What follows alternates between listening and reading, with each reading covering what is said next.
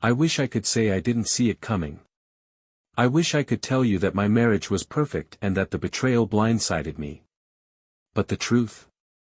The truth is, in hindsight, the cracks were always there. I was just too blind, too in love, too trusting to notice. My wife, Emily, was everything I thought I wanted. She was confident, charming, and came from money, real money. I grew up in a middle-class family where love was shown in packed lunches and late-night pep talks. She grew up in a world of country clubs and designer handbags. I knew from the start that we were different, but love, or what I thought was love, made me believe we could bridge that gap. For 5 years, we built a life together. We had a daughter, Maddie, who I adored more than anything. My career was stable, our house was nice, and on the surface, we were the picture-perfect family. But somewhere along the way, I started feeling like a stranger in my own marriage. Emily's behavior shifted in ways I couldn't explain. Late nights that turned into early mornings. Private phone calls she dismissed as work stuff. The way she stopped looking at me like I was her partner and more like I was an obligation. I told myself I was overthinking it. That stress was making her distant. That every marriage has rough patches. But deep down, a voice I didn't want to listen to was whispering the truth. Something was wrong. And soon, I'd find out just how wrong it really was. They say your gut knows before your brain does. I used to think that was just something people said after the fact, but looking back, I think my gut had been screaming at me for months. I just didn't want to listen. The night everything started unraveling, I was home alone with Maddie. Emily had another work dinner. I was used to it by then, her schedule, her last-minute excuses, the way she barely bothered to come up with believable lies anymore. I'd stopped asking questions because I already hated the answers I was getting. But then, something happened. Something small. Something stupid. Maddie, who was 4 at the time, was sitting at the kitchen table coloring while I made her dinner. She looked up at me, completely innocent, and said, "Mommy was at Uncle Jake's house today." Jake. My best friend. My best fucking friend. I felt my stomach drop, but I forced a smile. "Oh yeah?" I asked, trying to sound casual. "When did you see Mommy there?" She just shrugged, already losing interest. "After school. She told me to stay in the car." I don't remember much after that. Just that cold, sinking feeling spreading through my chest. The sudden, crushing weight of everything I had been trying so hard not to see. I told myself there had to be a logical explanation. Maybe she had a reason to be at Jake's house. Maybe Maddie was confused. But that night, when Emily came home, I did something I had never done before in our marriage. I checked her phone. And that's when my world fell apart. My hands were shaking. I don't know if it was from rage, fear, or the sickening cocktail of both. I had never checked Emily's phone before, not once in our 5 years together. I thought trust meant giving someone privacy. I thought love meant believing in someone even when things felt off. I was a fool. She had left her phone charging on the nightstand. Normally, she kept it close, always face down, always locked. But tonight, for whatever reason, maybe she was tired, maybe she was getting cocky, she left it unattended. I hesitated for a long time. My mind was at war with itself. Don't do it. If you have to check, you've already lost. Maybe Maddie was mistaken. Maybe there's an explanation. But what if you're right? I grabbed the phone and took a deep breath. Locked. Of course. But then my thumb hovered over the screen, and just like that, the phone unlocked. She had my fingerprint saved. That detail would haunt me later. That I never had hers, but she had mine. That somewhere along the way, I had trusted her with everything, and she had been using it against me. The messages were right there, waiting for me. I didn't even have to dig. Jake, can't stop thinking about last night. You're fucking perfect. Emily, you're making me blush. I can't wait to see you again. When can you sneak away? Jake, tomorrow. Usual spot. The usual spot. The usual fucking spot. How long had this been going on? Weeks? Months? Years? I scrolled up. My stomach twisted. It was worse than I thought. Emily, Leo's so clueless. He doesn't suspect a thing. Jake, that's because he's too busy playing the perfect husband. Meanwhile, I'm the one you're screaming for at night. I put the phone down. My whole body felt like it was on fire. My pulse was in my ears, my vision blurred. The betrayal, the lies, the fucking smugness in their words, it was too much. I wanted to scream. Break something. Wake her up and demand an answer. But then I heard it, Maddie's soft breathing from down the hall. My little girl, fast asleep, dreaming her innocent little dreams, having no idea that her mother had just shattered everything. I swallowed my rage. I wasn't going to wake Emily up. Not yet. Because when I confronted her, I wanted to be ready. I wanted to hit her with the truth so hard that she'd never recover. So I took screenshots. Every message. Every picture she had sent him. Every little piece of evidence that proved the woman I loved had been laughing behind my back. Then I put her phone back exactly where I found it, turned off the light, and lay next to her in bed, just for one last night. Because tomorrow, I was going to burn it all down. I barely slept that night.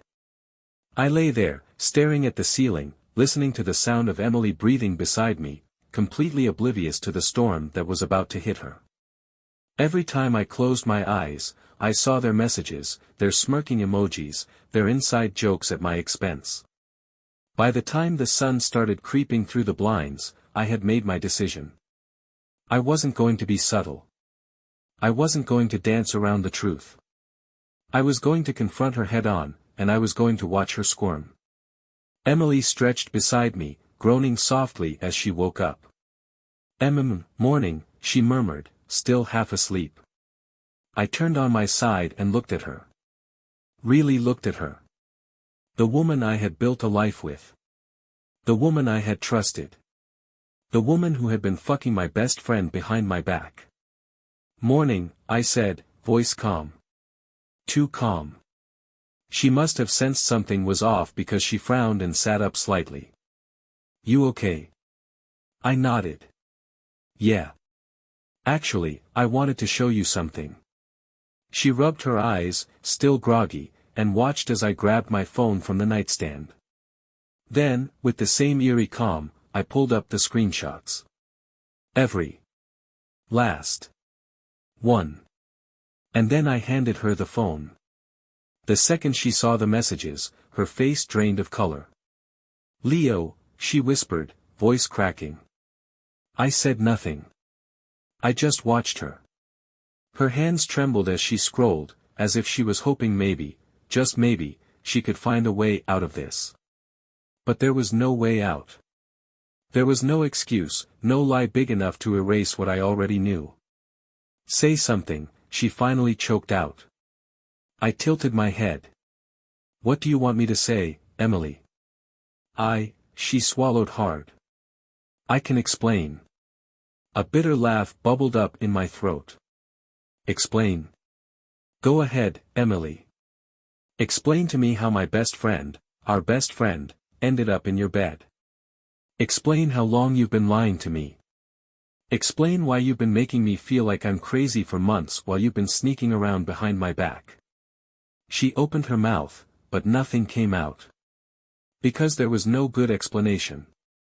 No way to spin this. So she did what I expected. She defaulted to damage control. It didn't mean anything, she rushed out. I swear, it was a mistake. It just happened, Leo. I never meant to hurt you. Didn't mean anything. My voice was ice. So, you're telling me you threw away our marriage, our family, for something that didn't mean anything? Her lip quivered. I was lonely. You were always busy with work, with Maddie. I felt like you didn't see me anymore. I stared at her, my anger simmering beneath the surface. So, instead of talking to me, you fucked my best friend? Tears welled in her eyes. It wasn't like that. I was confused, and Jake, he was just there. It was never about love. I scoffed. That's supposed to make it better. She reached for my hand, but I pulled away so fast she flinched. Leo, please, she whispered. Don't do this. We can fix this. We have a family.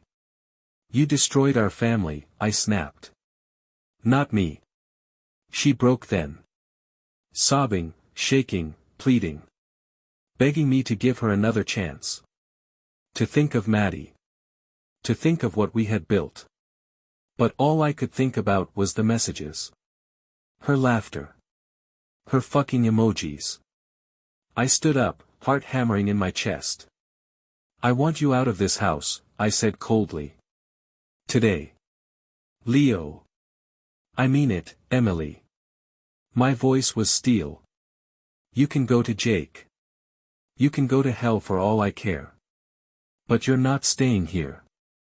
She was still crying when I walked out of the bedroom, slamming the door behind me. For the first time in 5 years, I finally saw Emily for who she really was. And I was done. I sat in the living room, staring at the walls, trying to process what had just happened. The house was silent except for the faint sound of Emily crying in the bedroom. I should have felt satisfied, she deserved to feel like shit. But all I felt was numb.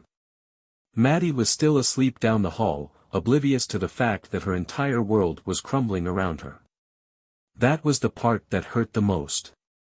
No matter how much I wanted to rip Emily apart for what she had done, Maddie was innocent. She didn't deserve this. Emily eventually emerged from the bedroom, red-eyed and shaking. She had thrown on a hoodie and leggings, her usual, I'm too exhausted to function, look, but this time it wasn't exhaustion, it was panic. Leo, please, she said quietly, her voice hoarse from crying. We need to talk about this. I shook my head. There's nothing left to talk about. She wiped at her face. You can't just throw me out. Where am I supposed to go? I let out a dry laugh. Try Jake's place. Seems like you were comfortable enough there before. She winced, like she had the right to feel hurt. I don't want to go to Jake's. That's not my problem. I stood up, feeling the weight of this moment settle into my bones. I want you out of here. Today. Her lips trembled. You're really ending our marriage just like that? I clenched my jaw. No, Emily. You ended our marriage the first time you fucked my best friend. She covered her face with her hands and let out a quiet sob. Maybe some part of her really did regret it. Maybe she thought she could still fix this. But I was past the point of caring. I had loved this woman. I had built a life with her, trusted her, shared every piece of myself with her. And all the while, she had been lying to my face, sneaking off with the one person I had considered a brother. There was no fixing that. I'll give you until tonight, I said, my voice steady. Pack your things, figure out where you're going. But I don't want you here when I get back. She looked at me like she wanted to fight. Like she wanted to find some way to make me stay, to make me change my mind. But she saw it in my face. It was over. I grabbed my keys and walked toward the front door. Where are you going? She asked, voice trembling. I turned to face her one last time. Anywhere but here. Then I walked out, leaving behind the wreckage of everything I had once believed in. I didn't have a plan. I just drove. The streets were still quiet that early in the morning, the world barely waking up while my entire life had already fallen apart. My hands gripped the steering wheel so tightly my knuckles turned white, but I didn't loosen my grip. I needed something to hold on to. I should have felt relief. I had confronted Emily, told her to leave, made it clear that I was done.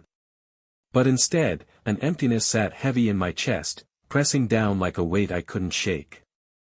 I ended up at a gas station on the edge of town, staring blankly at the pump as I filled up my car, barely aware of what I was doing. My mind was stuck on a loop, Emily's face when I showed her the messages, Maddie's innocent voice saying she had seen her mom at Jake's house, the gut-wrenching feeling of realizing my marriage had been a lie. My phone buzzed in my pocket. For a second, I thought about ignoring it. But when I pulled it out and saw Jake's name, my blood ran cold. I let the call go to voicemail. A minute later, another call. Then a text. Jake, Leo, man, let's talk. Jake, look, I know you're pissed, but don't do anything stupid. Jake, please just give me a chance to explain. A chance to explain? What the fuck was there to explain? I felt the rage boiling up again, burning through the numbness. I had trusted him with everything. He had been my best friend for years. We had gone through breakups together, celebrated birthdays, spent holidays at each other's houses. And all the while, he had been sneaking around with my wife. I didn't reply. Instead, I did something I never thought I would do. I called a divorce lawyer. I didn't know anything about the process, didn't know what my rights were, but I knew one thing, I wasn't going to let Emily manipulate me into staying. I wasn't going to let her guilt-trip me or use Maddie as leverage. A receptionist picked up. I forced my voice to stay steady as I asked for a consultation. As soon as I hung up, I leaned back against my car and exhaled shakily. It was real now. It was really happening. I wasn't just mad. I wasn't just hurt. I was leaving her. And there was no turning back. I didn't go home. Not yet. I couldn't. Instead, I found myself driving towards someone I never thought I'd need to face like this, Emily's father, Richard. Richard was the kind of man who filled a room just by existing. Old money, old school mentality, the type of guy who could shake your hand and make you feel like you owed him something. He had never thought I was good enough for Emily, even though he played nice in front of her. And right now, I wanted to see just how much of a man he really was. His house was a damn mansion, sitting up on the hill like a king looking down at his peasants. I parked in the circular driveway, gripping the steering wheel for a second before forcing myself to move. The butler let me in, because of course he had a fucking butler, and led me to Richard's office, where he sat behind a massive oak desk, flipping through paperwork like I was an appointment he didn't have time for. Leo, he said without looking up. To what do I owe the surprise visit? I didn't sit. Didn't wait. I pulled out my phone, opened the screenshots, and placed it right in front of him.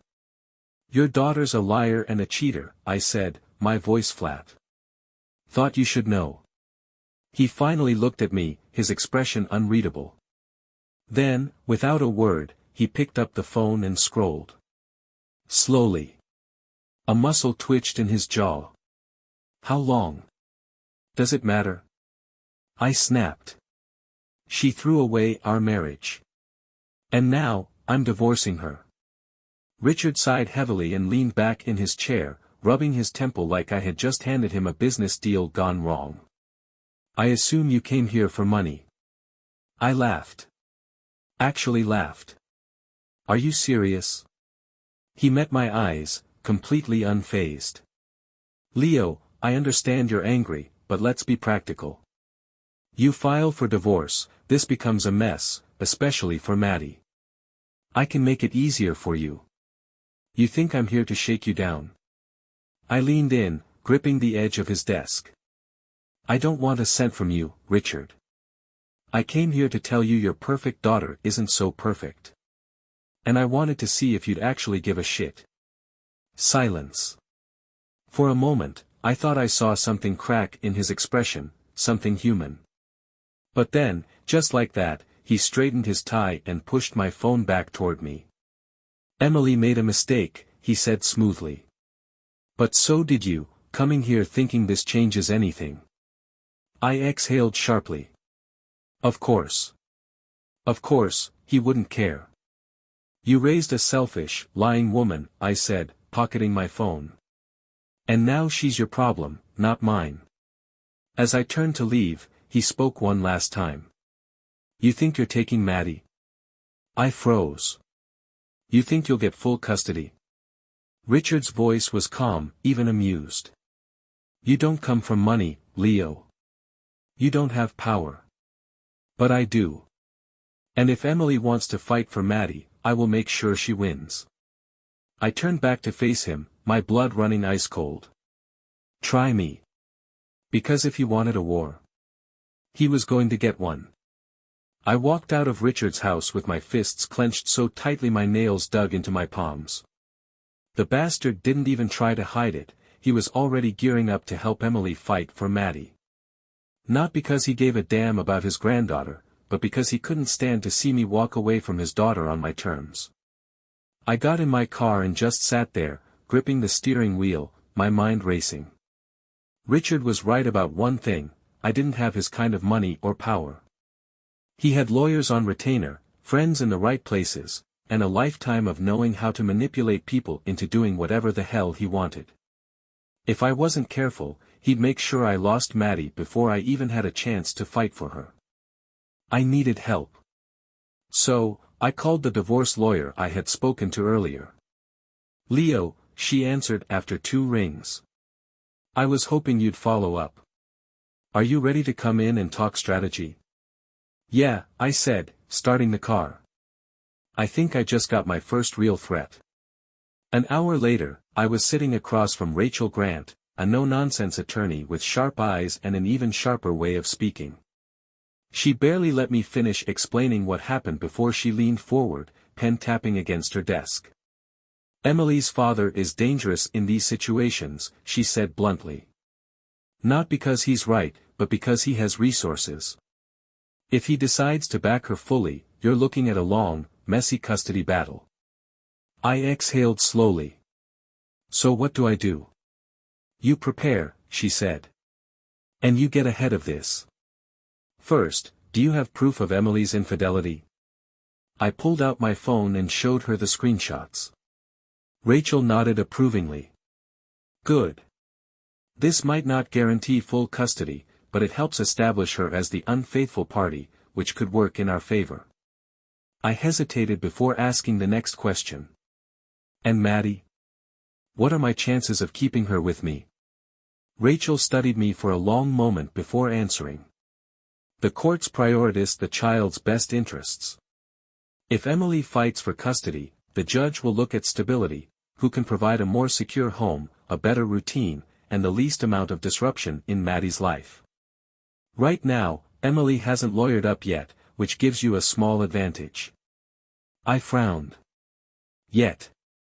Rachel sighed. "She will. And when she does, Richard will likely be calling the shots behind the scenes. He'll throw everything he has at you to make sure you either give up or settle for less than you want." I clenched my jaw. "I'm not giving up." She smiled slightly. "Good. Then let's make sure you're ready for this fight." Before I left, Rachel gave me a list of things to do. 1. Stay in the house. If I left, Emily could claim I abandoned Maddie, which could hurt my case. 2. Document everything. Any texts, calls, interactions. If Emily said or did anything shady, I needed to keep a record. 3. Avoid confrontation. If she tried to bait me into an argument or get me to say something she could use against me, I had to keep my cool. I walked out of her office feeling a little less lost, a little more focused. This wasn't just about divorce anymore. This was about protecting my daughter. And I was going to do whatever it took to make sure I didn't lose her. By the time I got home, I was mentally exhausted but ready for what came next. I had a plan.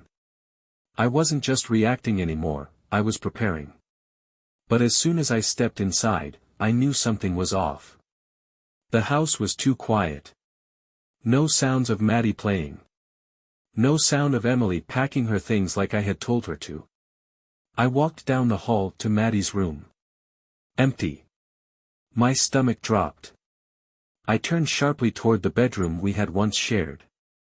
Emily was sitting on the edge of the bed, her face blotchy from crying, but Maddie wasn't anywhere in sight. Where is she? My voice was low, dangerous. Emily didn't meet my eyes. She's at my mother's.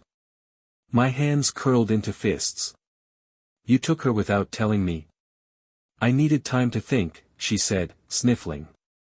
Maddie was confused, and I didn't want her around all this tension. Bullshit. I took a step closer. You didn't take her because you were worried about tension. You took her because you knew I'd fight for custody. She finally looked up, eyes widening. Leo, please. This isn't a battle. She's our daughter. Then why the hell did you take her without asking me? My voice was rising now, my pulse pounding. You don't get to cheat, lie, and then just decide how this plays out. That's not how this works, Emily. Her lip quivered, but I wasn't falling for the tears this time. I needed space. To think. I shook my head. No, what you needed was to get ahead of me. You were scared. You knew I wouldn't just roll over and let you keep Maddie, so you ran to your parents. Emily opened her mouth, but before she could say anything, my phone buzzed. I pulled it out and my breath caught in my throat. Richard. I answered, jaw clenched. Where's my daughter? Relax, Leo, Richard's smooth, arrogant voice came through the speaker. She's with her grandmother, perfectly safe. You had no right. Oh, but I do, he interrupted. You see, Emily is still Maddie's mother, and as of right now, there is no court order preventing her from taking her child to see her family. I gritted my teeth. You son of a... Careful, he warned. Anger won't get you anywhere in court. And let's be honest, Leo, what kind of life can you really provide Maddie? You work long hours. You don't have the financial stability Emily does. And unlike her, you don't have a support system. I clenched the phone so hard I thought it would snap. I'm her father. And that's the only reason I'm willing to offer you a deal, Richard continued. Don't drag this through the courts. Let Emily have primary custody, and we'll arrange fair visitation rights for you. We'll even ensure Maddie never wants for anything financially. I let out a short, humorless laugh. You really think I'm going to let you buy me out of my own daughter's life? Richard sighed dramatically. Then I guess we'll have to let the courts decide. But you should know, Leo, I don't lose. The line went dead. I lowered the phone slowly, my body shaking, not from fear, but from pure, seething rage. I turned back to Emily, who looked terrified. You let him do this, I said, my voice dangerously quiet. Leo. You let him use Maddie as a pawn. She opened her mouth, but I was already turning away. I grabbed my keys. I didn't know where I was going yet, but one thing was clear. If Richard wanted a fight, he was going to get one. I barely remember the drive. My mind was in overdrive, my hands gripping the wheel so tightly my knuckles turned white. The only thing running through my head was Maddie, my little girl, the one I'd tucked in every night, read bedtime stories to, kissed on the forehead before work. And now, she was gone. Taken by the same people who had lied to me, betrayed me, and now thought they could decide how much of a father I got to be. They were wrong. I pulled into a parking lot and forced myself to take a deep breath. Getting angry wouldn't help me. If I wanted to win this, I had to be smart. I needed backup. I scrolled through my contacts until I found the number I hadn't called in months. Nathan Carter. Nathan and I had gone to college together. Back then, he had been the guy who could argue his way out of anything. Now, He was a family law attorney, the kind that made people like Richard sweat. The phone rang twice before he picked up. Leo. Damn, man, I was just thinking about you. I didn't have time for small talk. Nathan, I need a lawyer. A good one. The best one. He hesitated. Shit. What happened? My wife cheated on me with my best friend. Now her father, Richard Langston, is trying to take my daughter away from me. Silence. Then, a low whistle. Langston. Damn.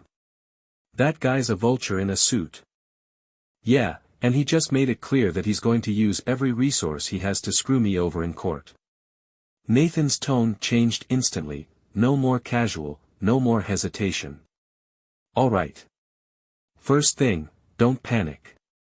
Second, don't contact him again. Everything you say can and will be twisted against you. And third. I'm in. Relief flooded through me. You sure? I know you've got a lot on your plate. Leo, he said firmly, you're my friend. I don't let friends get steamrolled by rich assholes. Let's meet. Now. Where are you? I gave him my location, and 20 minutes later, we were sitting across from each other in a small diner, coffee cups between us. Tell me everything, he said, pulling out a notepad. So I did. I told him about the affair, about Maddie mentioning seeing Emily at Jake's house, about the texts, the confrontation, and finally, about how she had taken Maddie and handed her over to her father. Nathan took it all in, nodding occasionally, jotting down notes. When I finished, he leaned back and let out a deep breath. Okay, he said. This is going to be a fight. Richard has money, connections, and experience with legal loopholes. But here's what he doesn't have, you. I frowned. What do you mean? He doesn't have your history with Maddie. He doesn't have the bond you built with her. And if we play this right, he won't have a legal leg to stand on. But Emily is her mother, I said bitterly. Won't that give her the advantage? Nathan smirked. Not if we prove that you're the more stable parent. And not if we prove that Emily's decision to take Maddie without telling you was a deliberate attempt to manipulate custody proceedings. I exhaled. What do we do first? Nathan slid his notepad over to me. First, you file for an emergency custody order. If we move fast enough, we can argue that Emily unlawfully removed Maddie from the home without your consent. Judges don't like that. My pulse kicked up. You really think that'll work? It's worth a shot. And if we get a good judge, it could set the tone for the whole case. I nodded, feeling something I hadn't felt since this whole thing started. Hope. Richard might have power. But I had something stronger. I had people who actually gave a damn about me. And I wasn't backing down. I left the diner with Nathan, feeling something I hadn't felt in days, control. This wasn't just me flailing in the dark anymore, reacting to whatever bullshit Emily and her father threw my way. Now, I had a plan. Now, I was making the first move. Come by my office first thing tomorrow, Nathan said as we reached our cars. We'll draft the emergency custody petition and file it immediately. The faster we move, the better chance we have of getting a judge to intervene before Richard pulls any strings. I nodded. And if Emily fights back? Nathan smirked. Oh, she will. But that's where we play smart. We build a case that makes you the clear choice for primary custody, stable home, consistent parenting, no sudden attempts to manipulate the situation like she just pulled. The judge won't like what she did, and we'll use that. I exhaled, my grip tightening on my keys. All right. See you in the morning. I didn't go home right away. I couldn't. My house felt too empty without Maddie's little footsteps padding through the halls, her voice calling for me.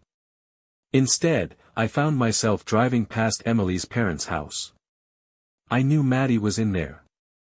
I knew I couldn't just barge in and take her back, that would only hurt my case, but I needed to see. Just, to know she was okay. I parked a few houses down and sat in my car, the engine off, my hands resting on the wheel. The house was lit up, every room glowing with the warmth of expensive comfort. It made me sick to think that Richard probably saw himself as the savior in all this, swooping in to fix Emily's mistake by controlling the outcome. Movement in the upstairs window caught my eye. Maddie. She was standing by the glass, looking out into the night, hugging the stuffed bunny I had given her for her birthday. My throat tightened. She looked so small, so lost. Then, before I could even process it, she saw me. Her little face lit up, and she pressed her hands to the window, mouthing a word I couldn't hear but knew by heart. Daddy. I swallowed hard, forcing myself to stay put. If I walked up there now, if I did anything reckless, Richard would use it against me in court. But damn, every instinct in my body was screaming at me to get out of the car, to remind her I was still here. Instead, I lifted my hand in a small wave. She waved back, her tiny fingers pressing against the glass. Then, a shadow moved behind her. Emily. She stepped into the frame, saw me, and immediately yanked the curtains shut. Just like that, Maddie was gone. I sat there for another minute, heart hammering, before forcing myself to drive away. Tomorrow, I would fight for her the right way. And I would win. The next morning, I was in Nathan's office before the sun was fully up, running on 2 hours of sleep and pure determination. The second I walked in, he slid a thick stack of paperwork across the desk toward me. This is it, he said. Your emergency custody petition. Read through it, but the main argument is clear. Emily removed Maddie from your home without your consent, and that's not in Maddie's best interest. Judges don't like when one parent tries to manipulate custody before the legal process even starts. I flipped through the papers, the legal jargon blurring together in my tired mind. What are the chances the judge actually grants this? Nathan exhaled. It depends. Some judges are hesitant to step in unless there's an extreme risk to the child, like abuse or neglect. But if we make it clear that Emily's actions were preemptive and unfair, we have a shot at getting at least temporary joint custody, meaning she can't keep Maddie from you while the case is pending. I didn't hesitate. I grabbed the pen and signed. Nathan nodded. I'll file this today. The court will either grant it immediately or schedule a hearing in the next few days. I leaned forward. And what about Richard? You know he's going to do everything he can to block this. Nathan smirked. Oh, I'm counting on it.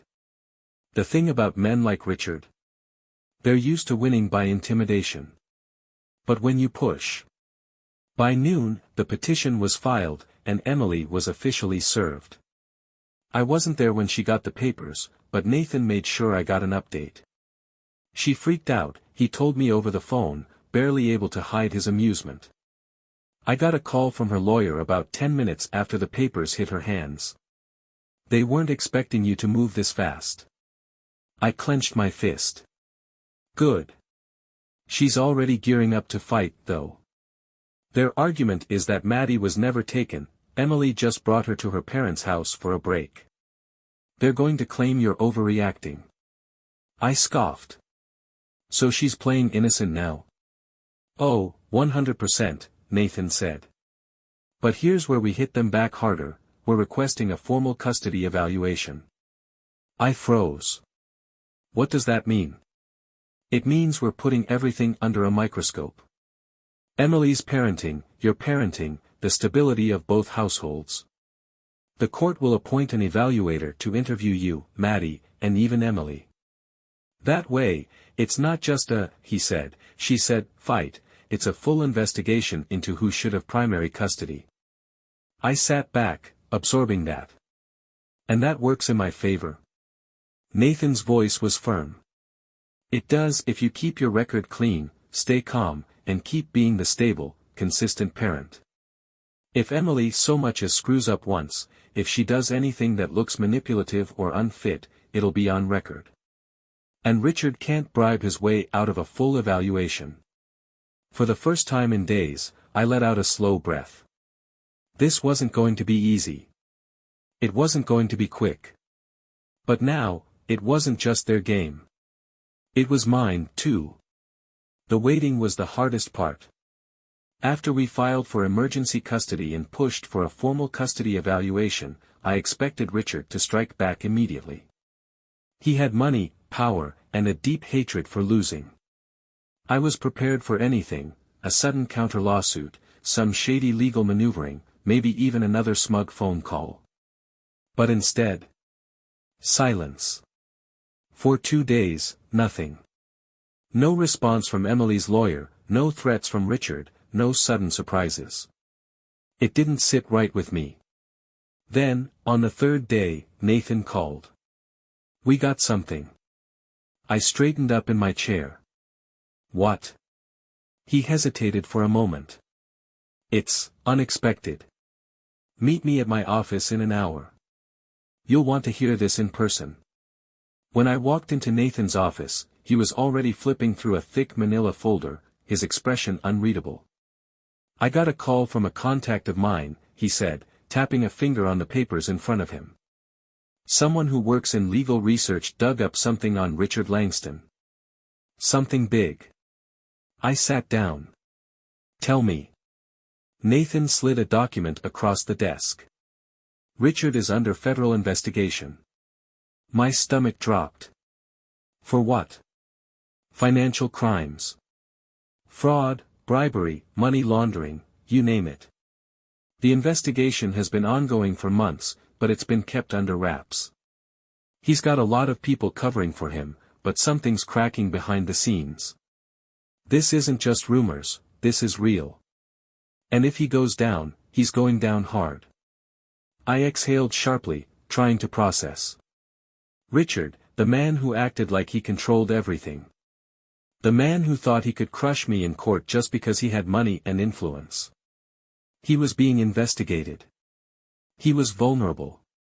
I leaned forward. How do we use this? Nathan smirked. Carefully.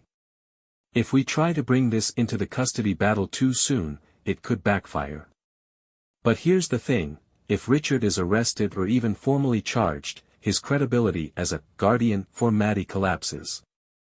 And if Emily has been financially dependent on him, which she definitely has, it raises serious questions about her ability to provide stability for Maddie without his money. I let out a slow breath. So we wait? For now, Nathan confirmed. But this changes things. Richard isn't invincible. He's fighting his own war, and if we keep pressing, he might not have the time or resources to focus on screwing you over. A slow realization settled in my chest. Richard had thought he was untouchable. But now, he was standing on shaky ground. And I was ready to push. The next morning, I got the call I had been waiting for. The judge scheduled our emergency custody hearing. It was set for the following week, faster than I expected. Nathan was right, courts didn't like when one parent pulled shady moves. But there was another surprise. Emily called me. I almost didn't answer, but curiosity won out. What? She hesitated. Leo, can we talk? Not with lawyers. Just us. I scoffed. Now you want to talk. I didn't know about my dad, she blurted. The investigation, the fraud, none of it. I swear. I didn't buy it. And why should I care? Her voice broke. Because if he goes down, he's taking me with him. I stayed silent. Richard was unraveling, and now Emily was feeling the heat. Good. Emily showed up at my door that night. No lawyers. No threats. Just her, red-eyed, nervous, clutching her coat like it was the only thing holding her together. I don't want to fight anymore, she said. I crossed my arms. Then dropped the custody battle. She swallowed. I can't, not yet. But I'll make you a deal. I raised an eyebrow. What kind of deal? She hesitated. If you agree to joint custody, I'll testify against my father. My heart pounded. She was willing to betray Richard to save herself. I exhaled slowly. You really think you can take him down? Her lips pressed together.